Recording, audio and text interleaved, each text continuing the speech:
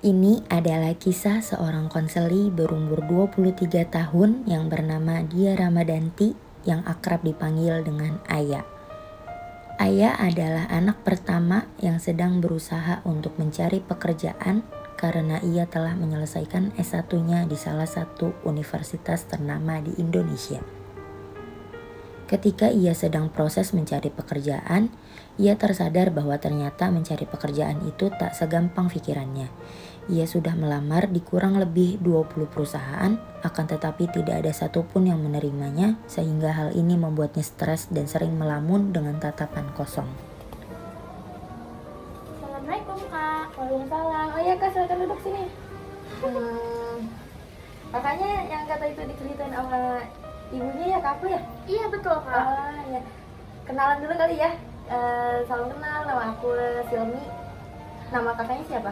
Oh, nama aku Dia Ramadanti Kak, bisa dipanggil Ayah. Oh ya, salam kenal Kak. Iya Kak. Ini nih tadi aku udah nyiapin minuman sebelumnya biar kita ngobrolnya asik. Kayaknya bisa minum dulu. Masih Kak, maaf ngerepotin. Enggak ya, silakan minum.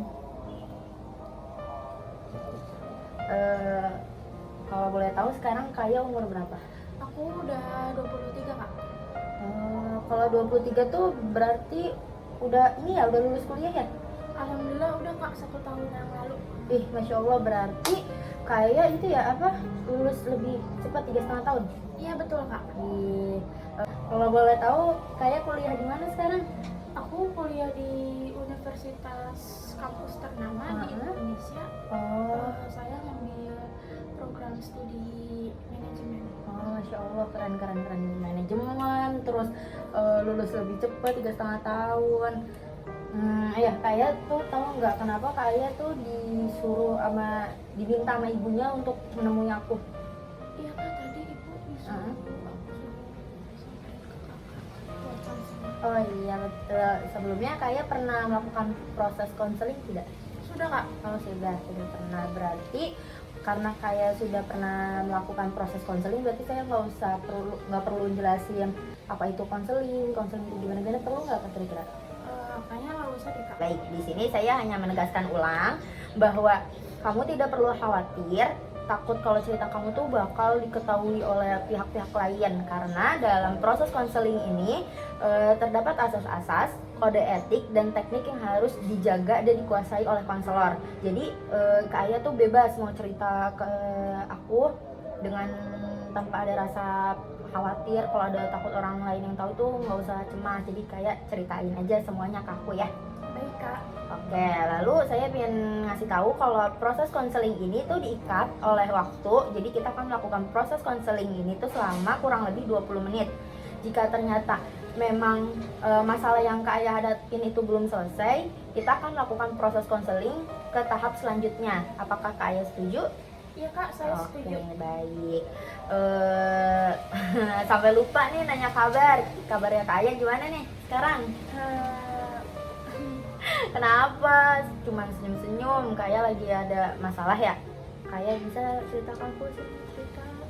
Iya Kak, aku lagi stres banget nih. Stres kenapa kalau boleh tahu? Ini loh, umur aku kan udah 23. Sama lulus kuliah juga udah lumayan lama ya. Iya. IPK saya juga udah bagus di atas teman-teman saya. Saya bingung kok saya belum dapat kerjaan gitu loh Kak. Sebelumnya Kak Aya udah berapa perusahaan yang Kak Aya daftarin? Udah sekitar 20 perusahaan Kak. Respon dari 20 perusahaan itu gimana? Untuk sekarang sih kalau yang 5%-nya itu dari perusahaan saya cuma sampai di tahap tes tulis. Nah, sedangkan yang 15-nya lagi itu sampai sekarang saya belum ada panggilan untuk interview Kak. Oh, berarti saya tegaskan ulang ya, berarti Kak Aya itu sekarang lagi stres gara-gara belum dapat pekerjaan sampai sekarang. Iya Kak. Ya ampun, saya merasakan kesedihan yang Kak Aya rasain. Iya Kak, aku sedih banget.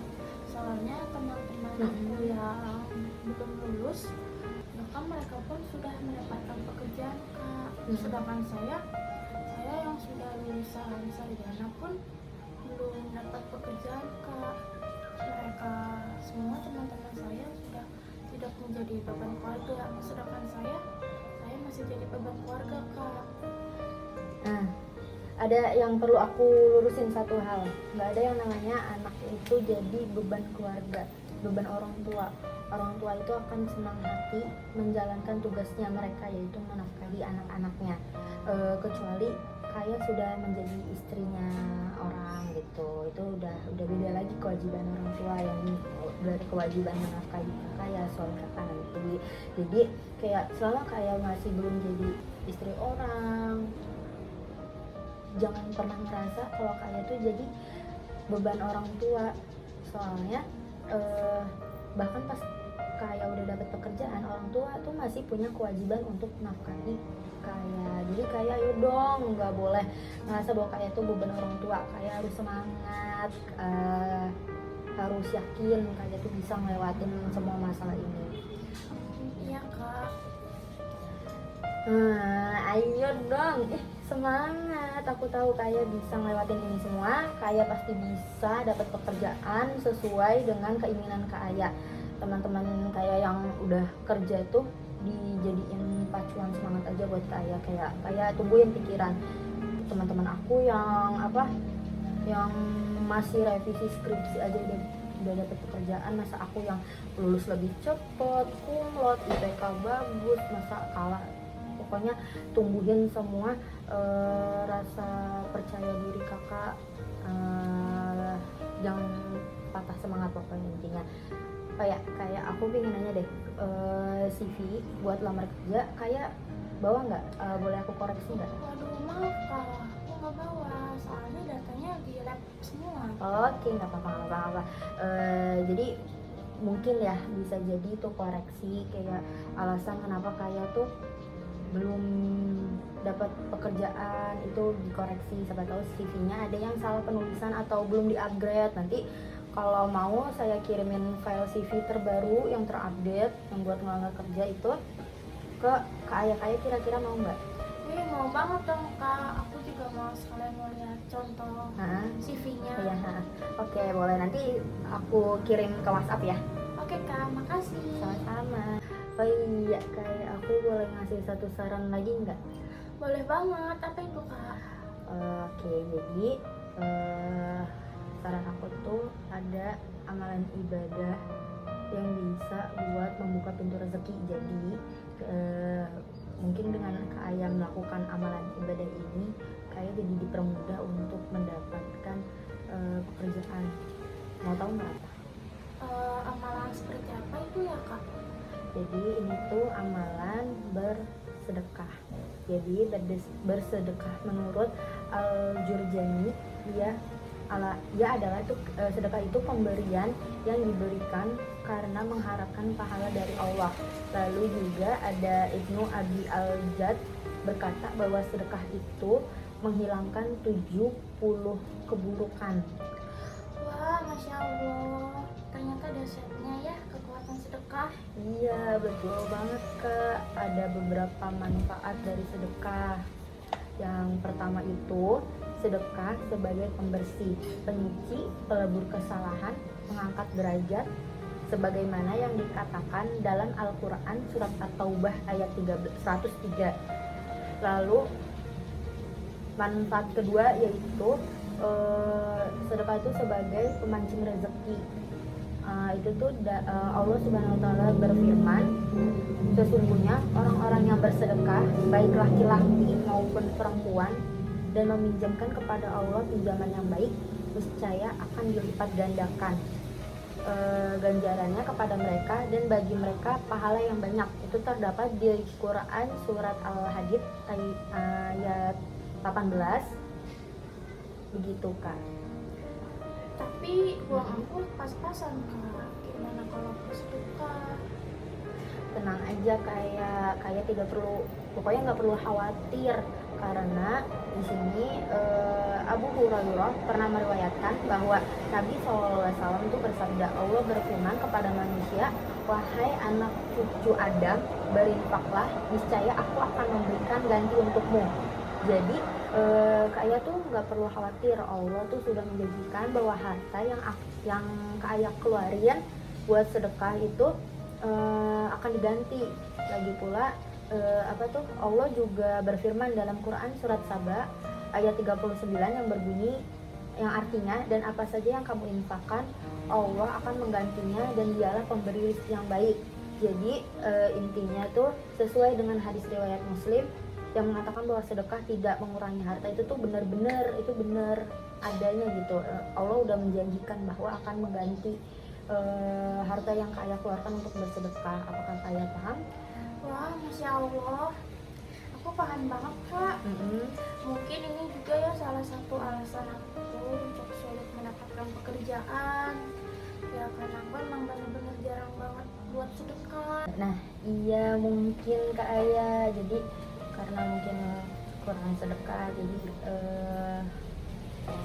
rada dipersulit. Jadi mungkin kayak mulai sekarang bisa membiasakan diri untuk bersedekah. Kayak misalnya setiap subuh kayak sisihkan uang, nggak usah gede-gede dulu nggak apa-apa, uangnya tuh dimasukin ke kayak bikin celengan infak subuh atau gimana gitu. Nanti kalau misalnya udah kekumpul, udah lumayan banyak, kayak bisa kasih ke orang yang membutuhkan. Apakah kayak siap untuk mencoba terapi ini? Siap Kak, nanti aku coba ya. Oke, Masya Allah, bagus. Jadi sembari kayak membiasakan diri bersedekah, nanti kayak jangan lupa ya buat kayak mengupgrade pengetahuan tentang lamaran kerja atau gimana. Kayak contohnya CV-nya dilihat apa yang kurang, terus misalnya CV ya ternyata pas dilihat udah sama, udah bagus, ntar kayak bisa lihat-lihat di internet atau di sumber manapun terkait tentang cara tes yang baik gitu, makanya kayak menjawab tes yang baik gimana gitu. Siap ngejalanin? Siap Kak. Baik, berarti sesi konseling hari ini cukup sampai di sini ya? Iya Kak, sudah cukup. Ya baik, alhamdulillah. Nanti kayaknya bisa kerjain aku untuk kabar selanjutnya setelah kayak sudah mulai melamar kerjaan atau sudah ada hal baik atau gimana, nanti kayak bisa kabarin ke aku. Pokoknya kayak harus terus semangat, jangan menyerah, kayak pasti bisa. Aku doain semoga kayak bisa dapat secepatnya dapat kerjaan sesuai impiannya kayak. Baik Kak, sebelumnya makasih banyak atas saran dan masukannya untuk saya. Ya sama-sama, semangat terus ya. Iya Kak.